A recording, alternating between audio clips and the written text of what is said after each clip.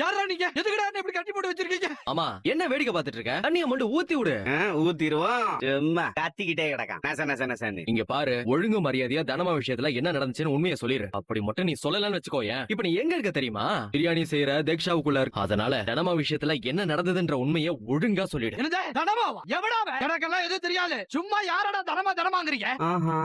மரியாதையை விட்டுருங்க. நான் டிபார்ட்மெண்ட்ல சேர்ந்தவன். ஆமா, நம்ம சொல்றது இவனுக்கு புரியவே மாட்டேங்குது. ஆ. நீ விறகு அடுக்கு. அடிக்கிறோம் மாப்ள.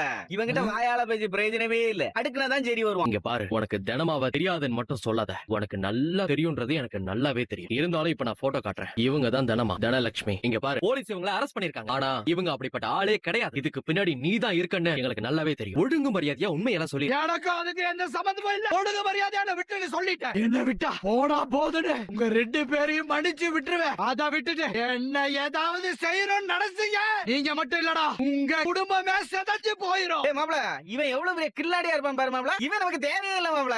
நீயே பத்த வச்சிரு. பதவை ஏண்டா மவனே, தனமாவ யாருன்னு தெரியாதா? இரு இப்ப சொல்லுவேன். டேய், நாங்க விளையாடிட்டு இருக்கோம் மட்டும் நினைக்காத. உண்மையிலேயே மூடிய போட்டு மூடிட்டு போயிட்டே இருப்போம். அவ்வளவுதான்.